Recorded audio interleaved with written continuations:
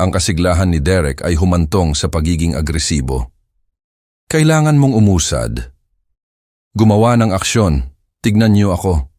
Plano kong maging department director sa loob ng 1 taon, regional manager sa loob ng 3. Kailangan mong magtakda ng goals, gumawa ng timelines.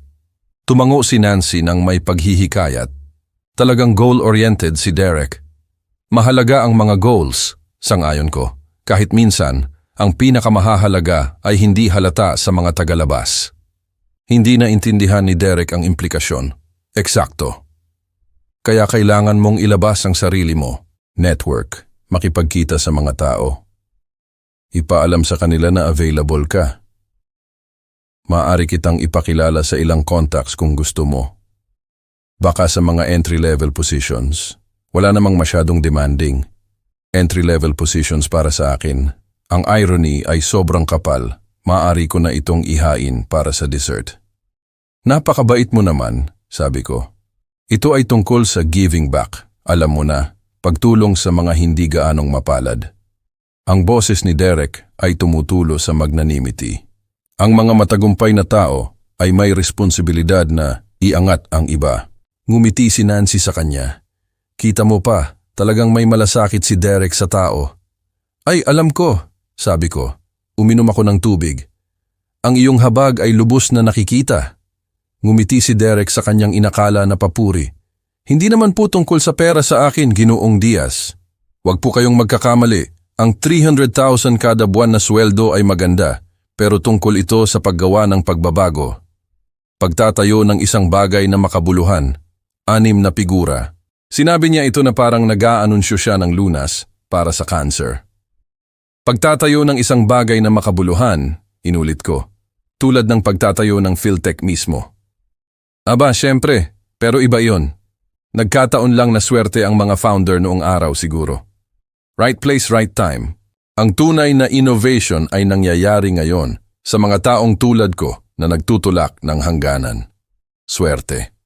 30 taon ng 18 na oras na araw ng trabaho, pinalampas na mga hapunan ng pamilya at patuloy na financial stress, lahat ay binawasan niya bilang swerte. Ang mga founder ay swerte. Dahan-dahan kong sabi. Kailangan nilang maging swerte. Ibig kong sabihin, ano ba talaga ang alam nila tungkol sa AI noon? Halos wala pa ang teknolohiya. Baka nadapa lang sila sa tagumpay. Tumawa si Derek, ang tunog ay nakakabawas ng gana. Ngayon, kami ang gumagawa ng tunay na trabaho, ginagawang propesyonal ang kanilang aksidenteng tagumpay. Naramdaman ni Nancy ang tensyon, ngunit mali ang pagkakaintindi sa pinagmulan nito. Pa, gusto lang po tumulong ni Derek. Alam niyang mahirap ang job market para sa mga taong nagsisimulang muli. Nagsisimulang muli? Na parang ang buo kong karera ay nabura, iniiwan akong magsimula ulit mula sa wala, parang isang college graduate. Ang magsimulang muli ay maaaring maging mapagpalaya, sabi ko, maingat na kinokontrol ang aking boses. Nagbibigay ito ng perspektiba sa kung ano talaga ang mahalaga. Tama, sinunggaban ni Derek ang pagkakataon. Iyan ang attitude na kailangan nyo. Fresh start, bagong mga oportunidad. Kailangan mo lang maging realistic tungkol sa iyong mga limitasyon. Ang aking mga limitasyon? Ang parirala ay nakabitin sa hangin, parang isang hamon. Ano bang mga limitasyon iyon? Mahina kong tanong. Suminyas si Derek nang walang katiyakan. Aba, faktor ang edad. Mabilis gumalaw ang teknolohiya. Mahirap para sa mga mas matatandang manggagawa ang makasabay. Dagdag pa, karamihan sa mga kumpanya ay gusto ng mga taong maaaring lumago sa kanila long-term. Long-term growth? Natuwa ba ako? Tulad ng 30 taon? Eksakto. Ayan, naiintindihan nyo na. Masaya si Derek sa pag-usad ng kanyang estudyante. Bagaman siyempre, sa edad nyo, baka mga 5 to 10 taon na lang ang tinitingnan bago ang pagretiro. Ang mga kumpanya ay nag-i-invest sa futures, hindi sa nahuli niya ang sarili. Hindi sa short-term situations, pilit niyang tinapos. Inabot ni Nancy ang kamay ko sa tapat ng mesa. Pa, baka dapat nating pag-usapan ang ibang bagay. Ngunit si Derek ay nasa role na, lalong naging masigla ang kanyang boses. Ang punto po, Ginoong Diaz, ay ang mundo ng negosyo ay nagbibigay gantimpala sa drive at ambisyon. Hindi na sapat ang magpakita lang. Kailangan mo ng vision, innovation, ang kakayahang sirain ang umiiral na mga paradigms. Sirain ang mga paradigms, inulit ko. Tama, tulad ng ginagawa ko sa PhilTech. Ang old guard doon, naiipit sila sa mga outdated methodologies. Iniisip nila na dahil nandoon na sila simula pa, alam na nila ang lahat. Ngunit nag-e-evolve ang mga market. Nagbabago ang pangangailangan ng customer. Minsan, kailangan mong gibain ang lumang sistema para makabuo ng mas mahusay. Gibain ang lumang sistema na itinayo ng mga swerte na founder na nadapa lang sa tagumpay. Inilagay ko ang aking serbilyeta sa mesa nang may sinasadya na preksyon. Tahimik ang paggalaw, ngunit may isang bagay dito na nagpatigil kay Derek sa kalagitnaan ng pangungusap. Paumanhin, sabi ko, tumayo. Kailangan ko ng hangin.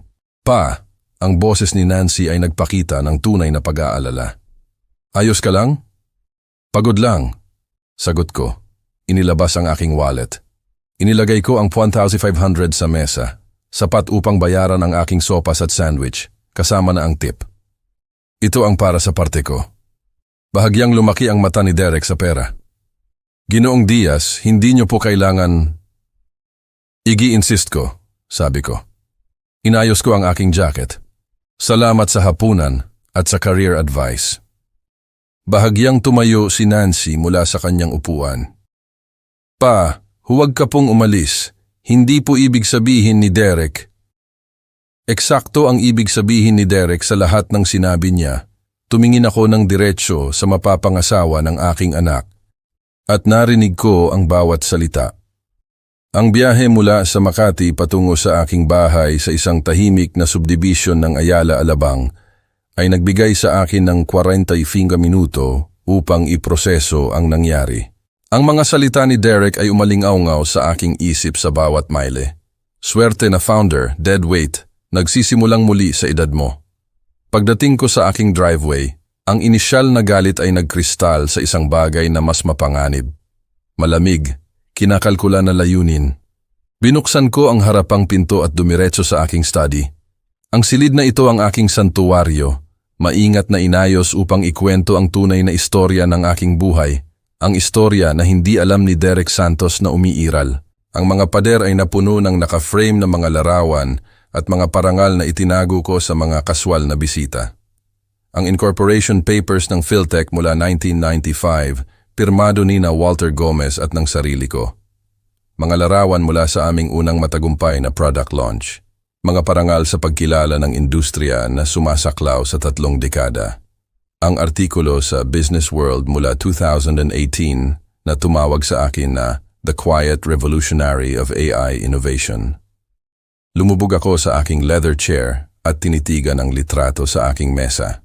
Si Walter at ako sa masikip na garage kung saan nagsimula ang lahat. Mukha kaming napakabata, napakatatag, 30 taong gulang at lubos na kumbinsido na maaari naming baguhin ang mundo. Tama kami.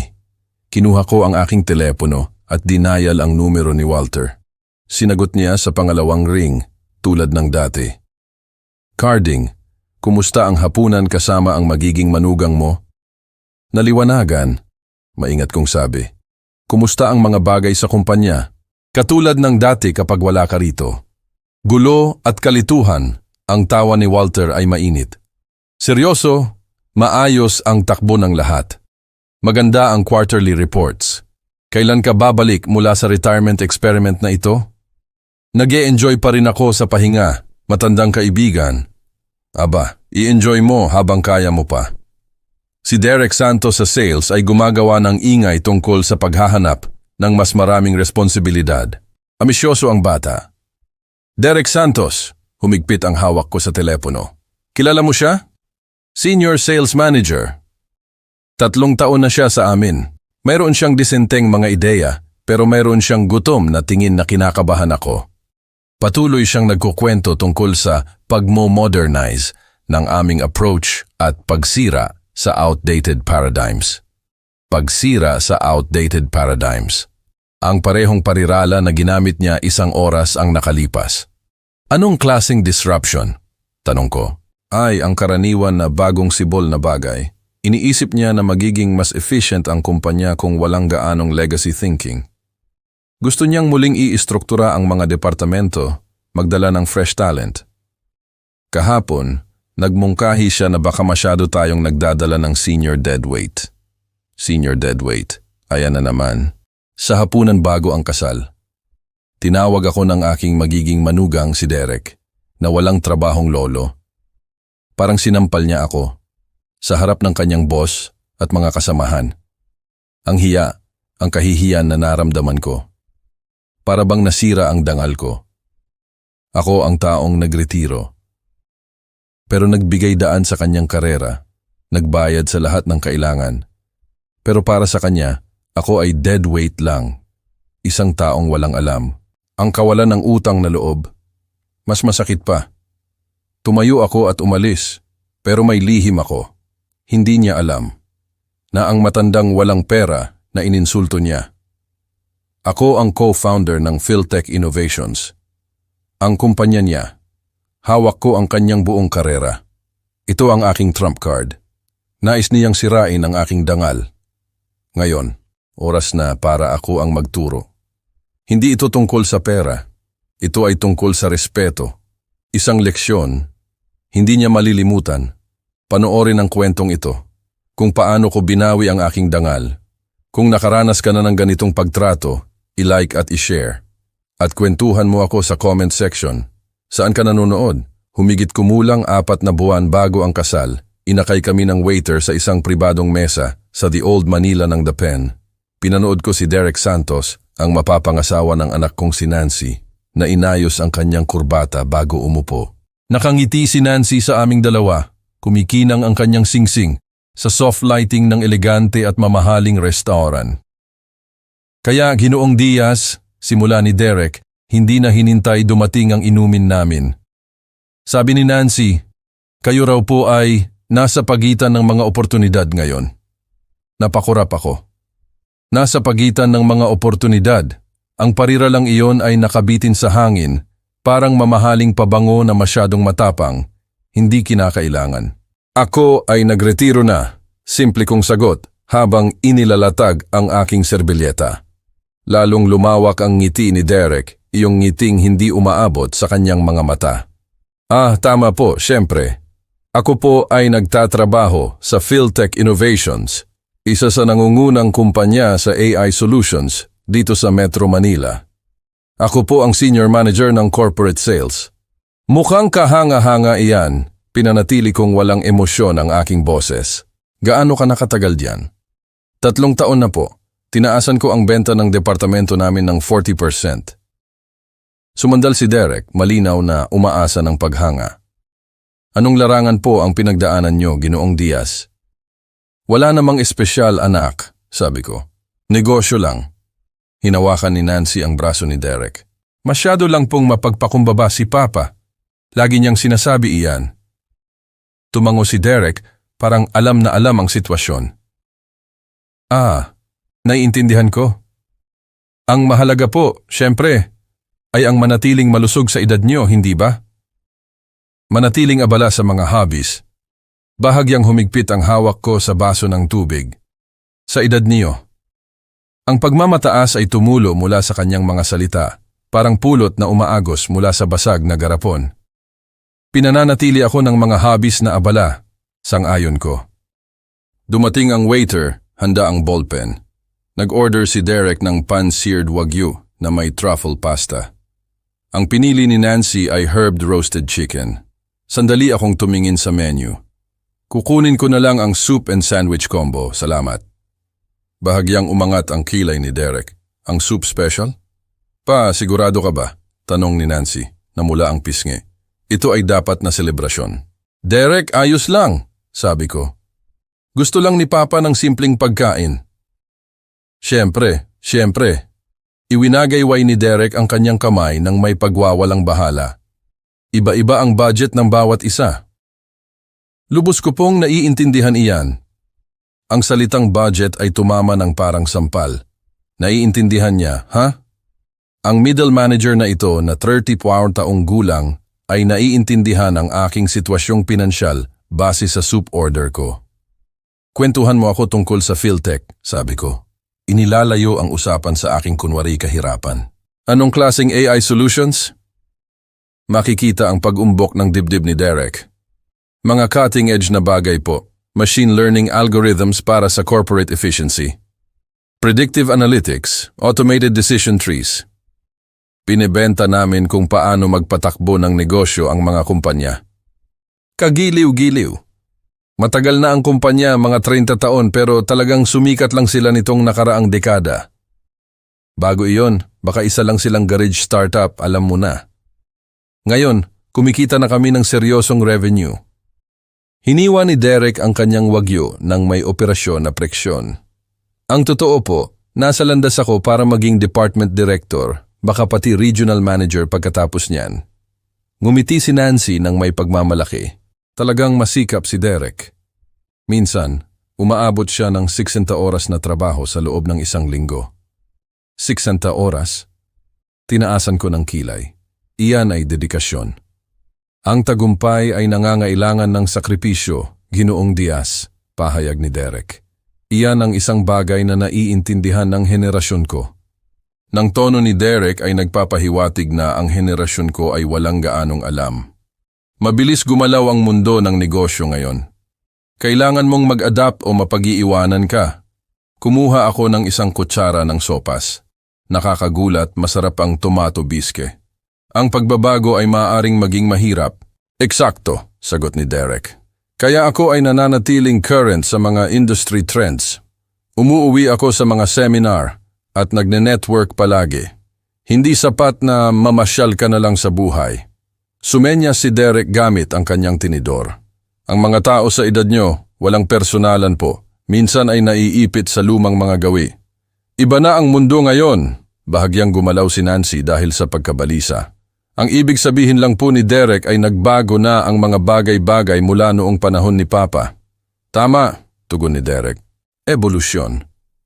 Tumango ako ng dahan-dahan. Survival of the fittest at lahat ng iyan. Hindi naintindihan ni Derek ang kislap sa aking boses. Tumpak. Ang mga kumpanyang tulad ng PhilTech ay nagbibigay gantimpala sa innovation at mga resulta. Hindi na uubra ang old school thinking. Kailangan namin ng mga fresh perspectives, aggressive strategies. At ibinibigay mo iyon, sabi ko. Aba, syempre. Ang mga numero ng departamento ko ang nagsasalita para sa sarili nila. Ang 40% na paglago ay hindi aksidente. Lalong yumuko si Derek, parang may kinukumpisal. Sa pagitan nating dalawa, may ilang matatandang empleyado diyan na, hindi na po nakakasabay. Dead weight, kung tutuusin. Dead weight, pabigat. Maingat kong isinulat ang pariralang iyon sa aking isip. Ang mga matatandang empleyado ay may karanasan, hindi ba? Banayad kong mungkahi. Nagkibit balikat si Derek. Ang karanasan na walang adaptation ay stagnation lang. Baka mas makakabuti pa sa kumpanya kung papalitan na lang ang kalahati ng senior staff ng mga gutom na young talent. Nakangiting kinakabahan si Nancy. Talagang passionate si Derek tungkol sa efficiency. Ang passion ang nagtutulak sa mga resulta, patuloy ni Derek, lalong umiinit sa kanyang tema. Iyan ang naghihiwalay sa mga nananalo mula sa... Sinulyapan niya ang aking mangkok ng sopas. Sa mga taong nagkakasya sa kaunti, ang insulto ay nakabitin sa pagitan namin ng parang usok. Mga taong nagkakasya sa kaunti, mga taong tulad ko, tila. Ang walang trabahong matanda na nag-o-order ng sopas habang ang matagumpay na mapapangasawa ng kanyang anak ay nag-e-enjoy ng truffle pasta. Inilapag ko ang kutsara ng may sinasadya. Ang metal ay tumunog sa ceramic ng may nakakagulat na talas. Ang pagkasya sa kaunti ay maaari ring isang pagpili, mahina kong sabi. Hindi narinig ni Derek ang babala sa aking tono. Masyado siyang abala sa pagsasasarap ng kanyang tagumpay laban sa nakakaawang matanda sa kabilang mesa. Pinunasan ni Derek ang kanyang bibig gamit ang serbilyeta, malinaw na ginanahan ng kanyang inakala na pagsuko ko. Kalahati pa lang ang salmon sa kanyang plato, ngunit lumipat na siya sa full lecture mode. Alam niyo po, Ginoong Diaz, nirerespeto ko na sinusubukan niyo pa ring maging positive tungkol sa sitwasyon niyo. Ang boses niya ay may partikular na tono na ginagamit ng mga tao kapag nakikipag-usap sa mga bata o sa mga matatanda. Ngunit naisip niyo na bang gamitin ang karanasan niyo bilang consultant? Baka po may mga oportunidad diyan. Ang karanasan ay kawili-wili, maingat kong tugon. Minsan, tinuturuan ka nitong manahimik at magmasid. Ngunit hindi ka maaaring magmasid lang habang buhay. Kawili-wiling perspektiba, nasabi ko. Sa pagitan nating dalawa, carding, sa tingin ko, nakikita niya ang sarili niya na nagpapatakbo ng lugar na ito balang araw. Hindi ko madesisyunan kung iyan ay kahanga-hangang ambisyon o mapanganib na kayabangan. Tinitigan ko ang litrato ng aming garage startup na araw. Baka pareho. Malamang. Gayunpaman, solid ang sales numbers niya, kaya hindi ako masyadong makapagreklamo. Gusto siya ng board. Tumigil si Walter. Sigurado ka bang hindi mo gustong bumalik? Namimiss ko ang may kasama na naaalala kung bakit sinimulan natin ang kumpanyang ito. Naaalala ko ng perpekto, mahina akong sabi. Iyon mismo ang dahilan kung bakit ako mananatili sa loob ng mas matagal. Pagkatapos kong ibaba ang telepono, binuksan ko ang aking laptop at tiningnan ang pinakabagong financial statements ng Philtech. 30 taon ng paglago, innovation, at maingat na pangangasiwa. Ang taunang revenue ay papalapit na sa P10 billion. Mahigit 800 empleyado sa buong bansa. Lahat ng ito ay binaliwala ni Derek Santos bilang aksidenteng pagkatisod. Sumandal ako sa aking upuan at ngumiti sa unang pagkakataon buong gabi. Gusto ni Derek na sirain ang mga paradigms. Gusto niyang alisin ang dead weight. Perpekto. Ibibigay ko sa kanya kung ano mismo ang hinihiling niya. Ang kasal ay naka-schedule para sa ika-15 ng Hunyo. 4 na buwan upang hayaan si Derek na patuloy na maniwala na tama ang kanyang pagtatasa sa aking halaga. 4 na buwan upang panoorin siya na ipakita ang kanyang tunay na karakter kay Nancy, sa pamilya, sa lahat ng mahalaga. 4 na buwan upang planuhin ang pinaka-edukasyonal na karanasan ng kanyang mayabang na kabataan. Kinuha ko ang isang legal pad at nagsimulang gumawa ng mga tala. Ang mga komento ni Derek tungkol sa mga founder, ang kanyang pagbaliwala sa mga may karanasang empleyado, ang kanyang mapagmataas na payo tungkol sa entry-level positions. Ang bawat insulto, bawat pagpapalagay, bawat sandali ng kaswal na kalupitan ay kailangang tandaan at tugunan.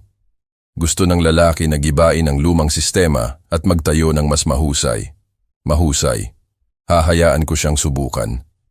2 linggo ang lumipas mula noong illuminating dinner na iyon. Ginugol ko ang oras ng eksakto tulad ng inaasahan ni Derek. Nagbabasa ng mga pahayagan sa aking front porch, nag-aalaga ng aking maliit na hardin, ginagampanan ang papel ng aimless retiree ng perpekto. Nang marinig kong pumasok ang kotse sa aking driveway noong Martes ng hapon, handa ako.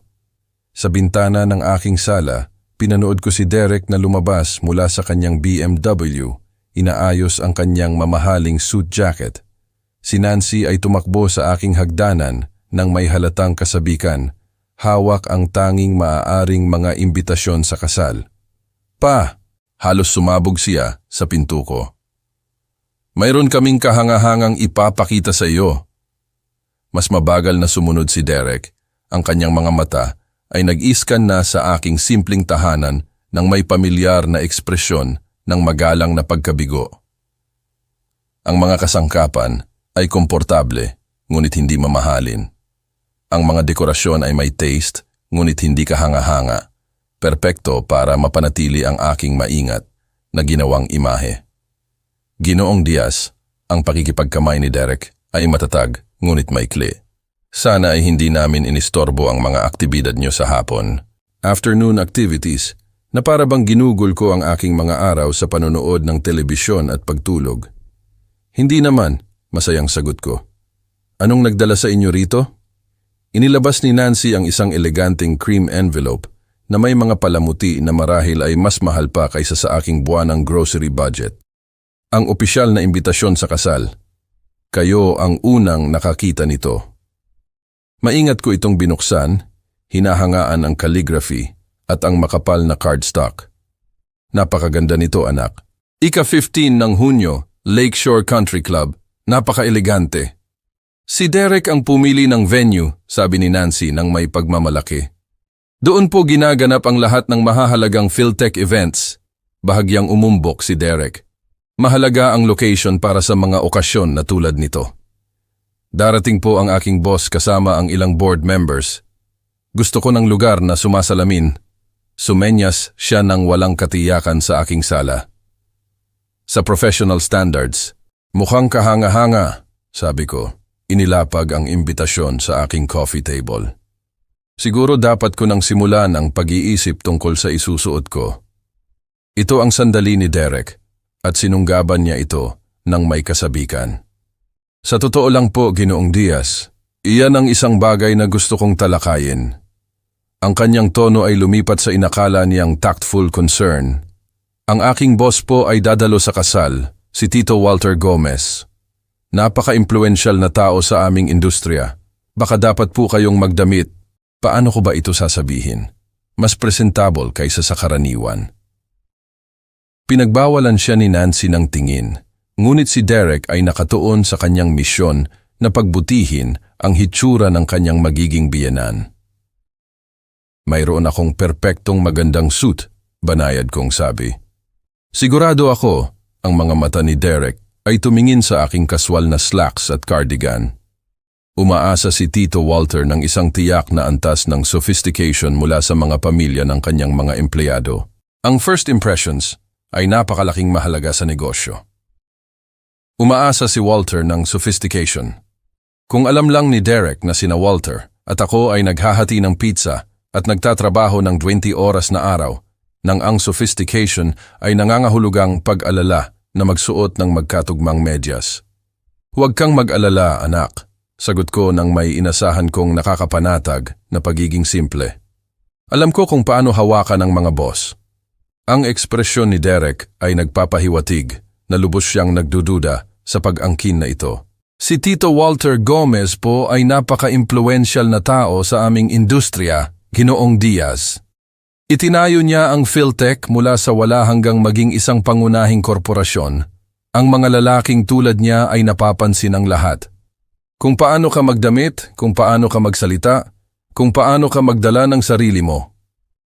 Itinayo mula sa wala. Pahalagahan ni Walter ang paglalarawang iyon dahil literal kaming nagsimula sa wala kundi determinasyon at utang sa credit card. Talaga, pinanatili kong maingat na neutral ang aking boses. Magiging kawili-wiling makilala siya. Isang bagay sa aking tono ay dapat na tumama kay Derek bilang hindi sapat na kakaiba dahil yumuko siya ng masigasig. Ginoong Diaz, hindi ko po sinusubukan na maging mahirap, ngunit ang kasal na ito ay kumakatawan din sa aking professional future. Ang opinyon ni Tito Walter sa aking mga koneksyon sa pamilya ay maaaring makaapekto sa aking career trajectory. Kailangan ko na ang lahat ay magbigay ng tamang impression. Ang tamang impression. Salin. Kailangan kong magmukhang sapat na matagumpay upang magpakita ng maganda kay Derek, ngunit hindi naman masyadong matagumpay para masapawan siya. Anong klaseng impression ang inaasahan mo? Tanong ko. Kagalang-galang, konserbatibo, isang taong naiintindihan ang halaga ng pagsisikap at tradisyonal na mga pagpapahalaga. Ang boses ni Derek ay nagdala ng patronizing tone ng isang nagpapaliwanag ng mga simpleng konsepto sa isang mabagal na bata. Pinahahalagahan ni Tito Walter ang mga taong nagtrabaho para sa kanilang lugar sa pamamagitan ng dedikasyon at merit. Nagtrabaho para sa kanilang lugar sa pamamagitan ng dedikasyon at merit, tulad ng paggugol ng 30 taon sa pagtatayo ng isang kumpanya mula sa wala. Huwag po kayong mag-alala, anak, ngumiti ako sa aking anak, tunay na naantig sa kanyang pagtatangka na tulay ang pagitan ng kanyang ama at mapapangasawa. Sigurado akong makakahanap ako ng angkop. Hindi pa lubos na tapos si Derek sa kanyang improvement project. Ang mahalaga ay ang pagpapakita ng dignidad. Ginoong Diaz, meron pong napaka-tradisyonal na mga ideya si Tito Walter tungkol sa mga pagpapahalaga ng pamilya at personal na responsibilidad.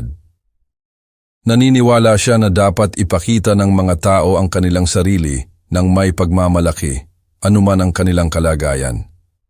Anuman ang kanilang kalagayan, ang parirala ay nakabitin sa hangin, parang isang eleganteng insulto na nakabalot sa seda at nakatali ng magagandang intensyon.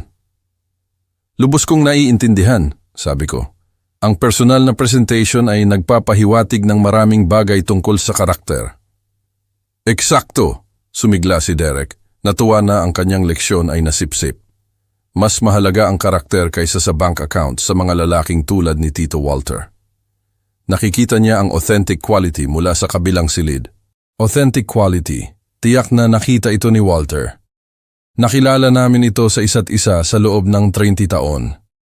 Pinangunahan ako ni Nancy sa sliding glass door patungo sa aking maliit na hardin sa likod bahay. Iniiwan si Derek sa loob, nag-aaral ng mga wedding seating charts na conveniently niyang iniwan sa aking hapagkainan. Ang boses ni Nancy ay may bigat na hindi ko pa narinig mula noong 16 taong gulang siya at sinusubukang ipaliwanag kung bakit niya hiniram ang aking kotse nang walang pahintulot. Ano po ang plano niyo? Umupo ako sa wooden bench na itinayo ko noong nakaraang tag-init. Sininyasan siyang sumali sa akin. Plano? Sinusubukan lang maging isang mabuting host sa aking magiging manugang. Huwag po, umupo si Nancy, ngunit humarap sa akin ng diretsyo. Kilala ko kayo sa buong buhay ko. May pinaplano kayo at kasama si Derek at kailangan kong malaman kung ano iyon. Sa salamin, nakikita ko si Derek na nakayuko sa mga seating charts. Marahil ay kinakalkula ang pinakamahusay na posisyon kaugnay ng mesa ni Tito Walter. Ang irony ay halos perpekto. Anak, minsan kailangan ng mga tao ng oras para ipakita ang kanilang tunay na kalikasan. Ano pong ibig sabihin niyan? Tumalas ang boses ni Nancy dahil sa pagkadismaya. Bakit hindi niyo sabihin kay Derek ang totoo tungkol sa Philtech? Bakit hinahayaan niyo siyang isipin na isa kayong walang trabahong matanda na nangangailangan ng career advice? Ayan na. Ang aking anak ay mas mapagmasid kaysa sa akala ni Derek. Alam mo ang tungkol sa Philtech? Maingat kong tanong. Lagi ko pong alam pa. Baka hindi ang mga detalye pero alam kong hindi lang kayo nagtrabaho diyan. Tumulong kayo na likhain iyan. Iyong mga larawan sa study nyo, iyong mga parangal na akala nyo hindi ko napapansin. Ang paraan ng pag-uusap ni Tito Walter tungkol sa inyo kapag tumatawag siya. Ang mga mata ni Nancy ay maliwanag dahil sa hindi pa natutulog na luha. Bakit po kayo nagsisinungaling sa lalaking pakakasalan ko? Inabot ko at kinuha ang kanyang kamay. Ang kanyang singsing ay sumalo sa sikat ng araw, naghahagis ng maliliit na bahaghari sa lupa ng hardin. Hindi ako nagsisinungaling, Nancy. Hindi lang ako nagboboluntaryo ng impormasyon. Iyan po ay pareho lang. Dahan-dahan kong pinisil ang kanyang mga daliri. Nagtanong ba si Derek tungkol sa aking background? Talaga? Nagtanong ba siya ng may tunay na kuryosidad tungkol sa kung sino ako bilang isang tao? Nagbukas si Nancy ng kanyang bibig upang makipagtalo, pagkatapos ay isinara niya ito. Pareho naming alam na nagbigay ng mga pagpapalagay si Derek base sa aking hitsura at kasalukuyang pamumuhay. Hindi nag-abala na maghukay ng mas malalim. Ngunit hindi ito patas, bahagyang pumutok ang boses ni Nancy. Hindi niya alam na sinusubok siya. Hindi patas ang buhay, anak. Hinuhusgahan ng mga tao ang isa't isa araw-araw base sa panlabas na impresyon. Ang tanong ay, anong klaseng tao si Derek kapag iniisip niya na may kapangyarihan siya? Sa salamin, tinatapos na ni Derek ang kanyang tawag sa telepono, naghahanap sa amin ng may bahagyang kawalang pasensya. Nakita mo kung paano niya ako tinrato sa hapunan, patuloy ko ng mahina. Ang pagmamataas, ang hindi hininging payo, ang kaswal na pagbaliwala sa sinumang nakikita niya na hindi matagumpay. Iyan ba ang lalaking gusto mong gugulin ang iyong buhay? Tahimik si Nancy sa loob ng mahabang sandali. Pinapanood si Derek sa bintana. Hindi naman po siya laging ganyan. Kapag kaming dalawa lang, iba siya, mas mabait. Sigurado ako na totoo iyan. Ngunit ang karakter ay hindi kung ano ang ginagawa natin kapag madali, Nancy.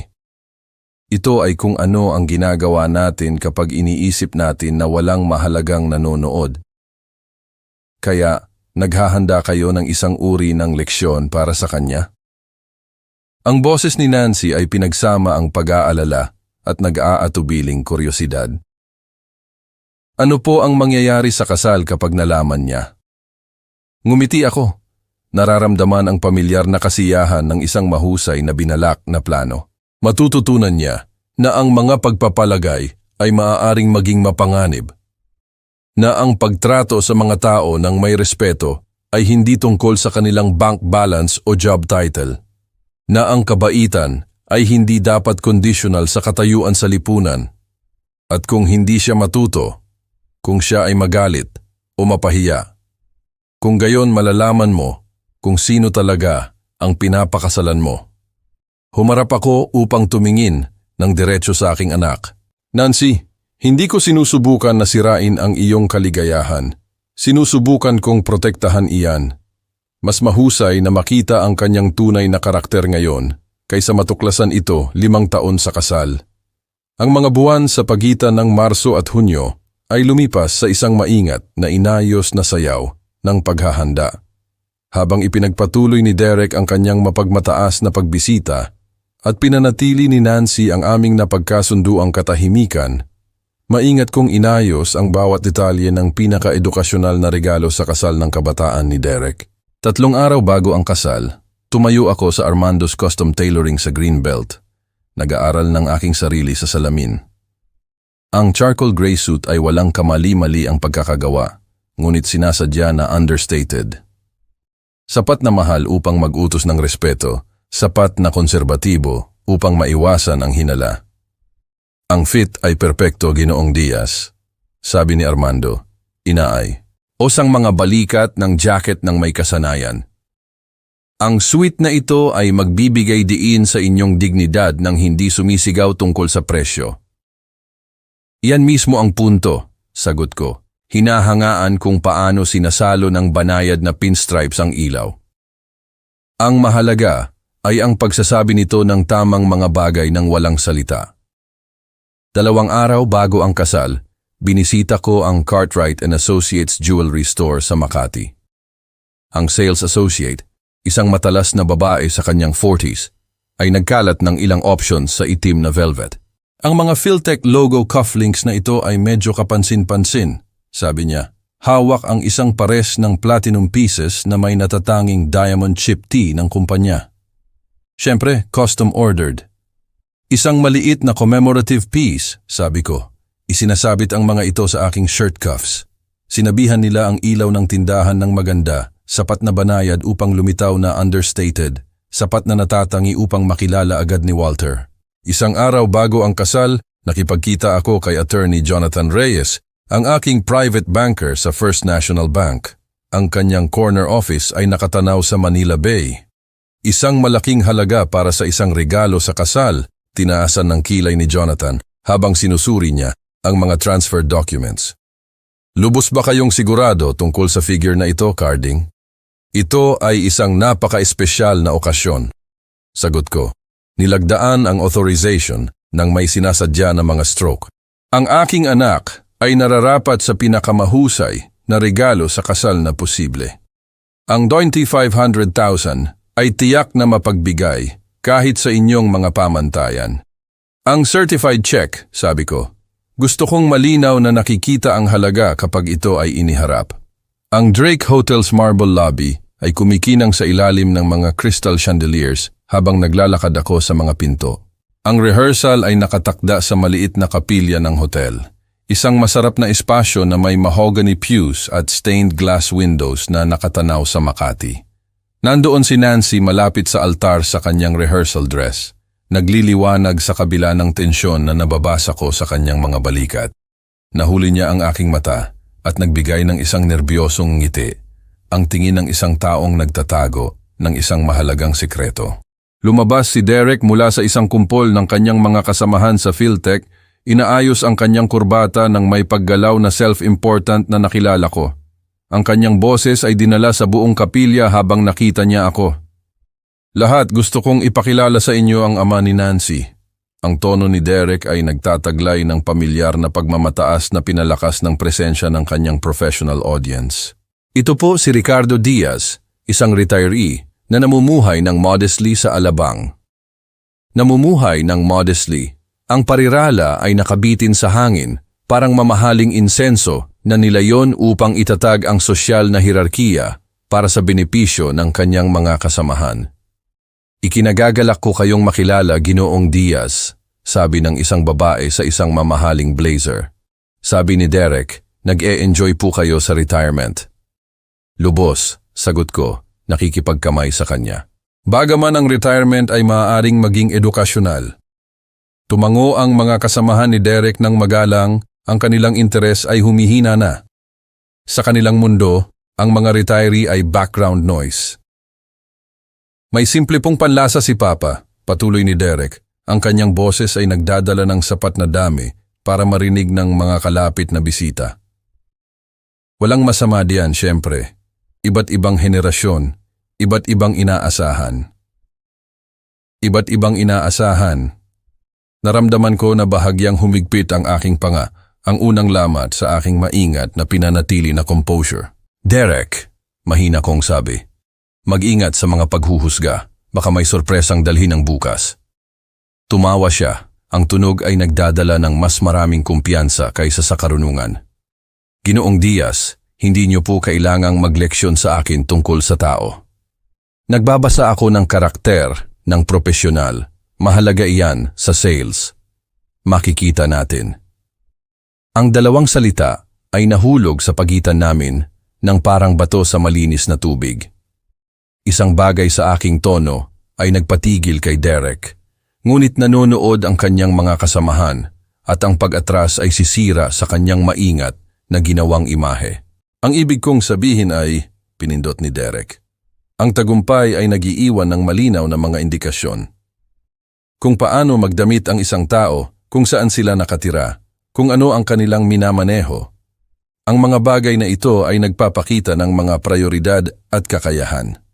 Kawili-wiling teorya. Hindi ito teorya. Ito ay obserbasyon. Tingnan niyo si Tito Walter Gomez, ang aking boss, na darating bukas. Makikita mo ang kanyang quality mula sa kabilang silid. Iyan ay earned respect, hindi aksidente. Earned respect. Ang paglalarawang iyon ay matatawa ni Walter dahil kami ay nakakuha ng aming respeto ng magkasama, natutulog sa sahig ng opisina at nabubuhay sa pizza sa loob ng 3 taon. Lumapit si Nancy, nararamdaman ang panganib. Baka dapat nating pagtuunan ng pansin ang seremonya bukas. Ngunit si Derek ay umiinit sa kanyang tema, pinalakas ng kanyang audience. Ang punto po, Ginoong Diaz, ay ipinapakita ang karakter sa mga pagpili. Pinili ni Tito Walter ang excellence sa bawat hakbang. Ang iba, sumenyas siya ng walang katiyakan sa aking direksyon. Ang iba ay pumili ng comfort kaysa sa achievement. Comfort over achievement. Ang insulto ay tumpak, surgical, na idinisenyo upang sugatan ng hindi lumilitaw na tahasang malupit. Lubos kayong kumpiyansa sa inyong mga pagtatasa, sabi ko. Ang aking boses ay nagdadala ng unang gilid ng bakal. Ang kumpiyansa ay nagmumula sa accuracy. Hindi ko kailanman nagkamali sa paghusga sa kakayahan ng isang tao.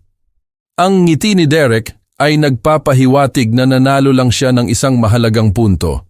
Kailanman, hindi kahit isang beses. Mabilis na nagpapakita ng kanilang sarili ang mga tao kung alam mo kung ano ang hahanapin. Tumayo ako ng dahan-dahan. Nararamdaman ang bigat ng 4 na buwan na pasensya na nagkristal sa malamig na layunin. Tumahimik ang kapilya, tumigil ang mga pag-uusap habang naramdaman ng mga bisita ang papalapit na salungatan. Derek, tama ka sa isang bagay, sabi ko. Inuutusan ang aking jacket ng may sinasadya na pag-aalaga. Ang karakter ay nagpapakita sa mga pagpili. Eksakto ang punto ko. Bukas, magkakaroon ka ng ilang mga oportunidad upang ipakita ang iyo. Bahagyang kumikislap ang kumpiyansa ni Derek. Ano pong ibig sabihin niyan? Ang ibig sabihin, sabi ko, naglalakad patungo sa labasan ng kapilya, na ang mga pagpapalagay ay maaaring maging mahal, lalo na kapag ginawa sila sa harap ng mga taong mahalaga. Ginoong Diaz, hindi ko po pinahahalagahan. Magandang gabi, Derek. Tumigil ako sa pinto ng kapilya, tumingin pabalik sa mga nagtipon na bisita. I-enjoy ang rehearsal nyo. Ang bukas ay nangangako na magiging memorable. Ang Manila Hotel's Banquet Hall ay kumikinang sa ilalim ng mga crystal chandeliers, ginawang isang eleganteng reception space. Nakita ko si Tito Walter na tumayo sa tabi ng floor-to-ceiling windows na nakatanaw sa Manila Bay. Ang kanyang marangal na profile ay nakabalangkas laban sa sikat ng araw. Lumapit si Derek kay Tito Walter nang may kinakalkula na kumpiyansa ng isang ambisyosong subordinate. Ang kamay ni Nancy ay nakatago ng may pagmamalaki sa kanyang braso. Ito ang kanyang sandali. Tito Walter, ang boses ni Derek ay dinala ng perpekto sa buong ingay ng reception. Gusto ko pong ipakilala sa inyo ang aking asawa, si Nancy, at ang kanyang ama. Lumapit ako, tinatapos ang aking paglapit nang may preksyon ng isang gumagawa ng relo. 4 na buwan ng pasensya ay malapit ng magbayad ng dividends. Humarap si Tito Walter nang may magalang na interes. Inaabot ang kanyang kamay kay Nancy. Binabati kita, aking mahal. Palaging nagkukuwento si Derek tungkol sa iyo. Salamat po, Tito Walter. Lubos po kayong hinahangaan ni Derek. Ngumiti si Derek sa palitan na ito. Ang kanyang dibdib ay makikita na umumbok sa pagmamalaki. Pagkatapos ay sumenyas siya sa akin ng may kaswal na pagmamataas. At ito po ang aking biyenan, si Ricardo Diaz. Ang tono ni Derek ay lumipat ng banayad, nagdadala ng sapat na pagbaliwala upang magtatag ng hirarkiya. Siya po ay isang walang trabahong retiree na namumuhay ng modestly sa alabang. Ang mga salita ay nakabitin sa hangin, halata sa lahat sa loob ng distansya ng pagdinig.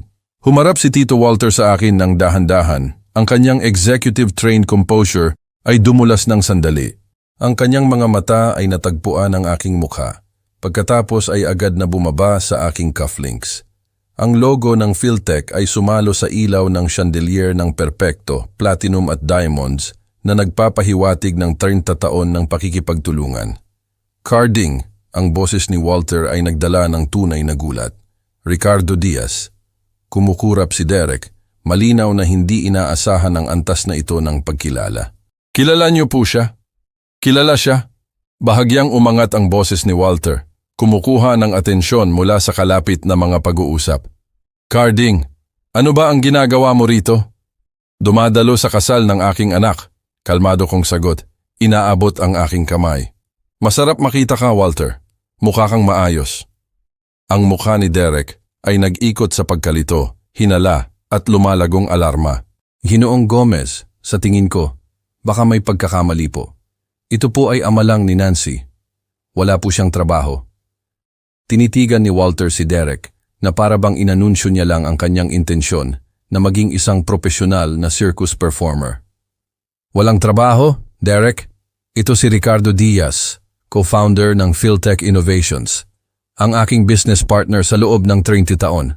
Ang mga salita ay tumama kay Derek na parang pisikal na mga suntok. Pinanood ko ang kanyang mukha na nagbago mula sa kumpiyansa na superiority sa sumisikat na takot. Ang kanyang bibig ay nagbubukas at nagsasara ng walang tunog. Sa paligid namin ang mga pag-uusap ay tumigil ng lubusan. Partner, bahagyang pumutok ang boses ni Derek. Imposible po iyan. Siya ay ano? Ang tono ni Walter ay lumipat mula sa sorpresa sa isang bagay na mas hindi pala kaibigan.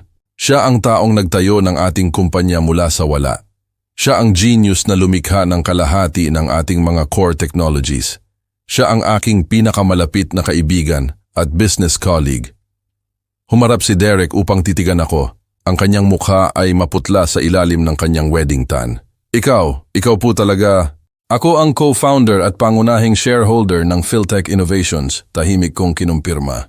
Ang kumpanya kung saan ginugol mo ang 3 taon sa pagpapaliwanag sa akin kung paano talaga gumagana ang negosyo. Ang tanging hindi pagkakaintindihan, ang boses ni Walter ay nakakuha ng bakal na gumawa sa kanya na formidable sa mga negosasyon sa boardroom.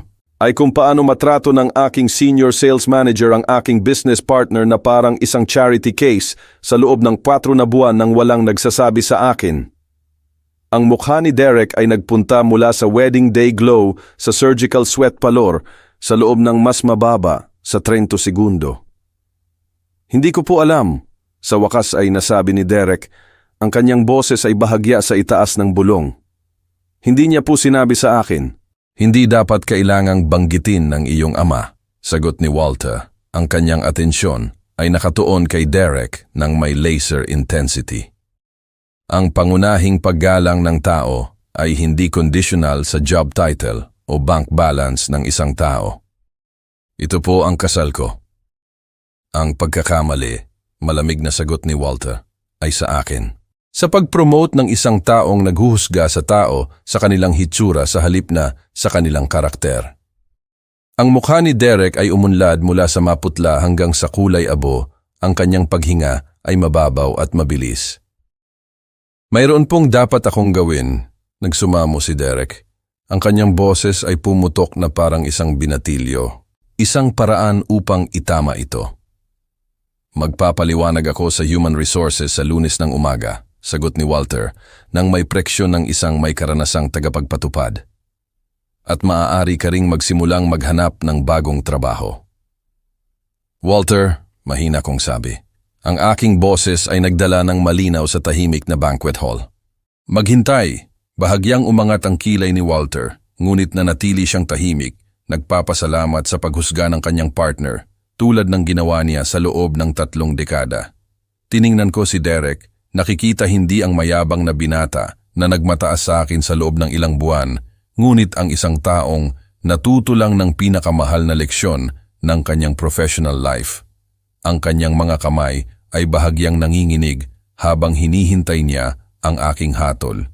Derek, sabi ko, pinananatili ang aking boses na banayad ngunit matatag. Tingnan mo ako.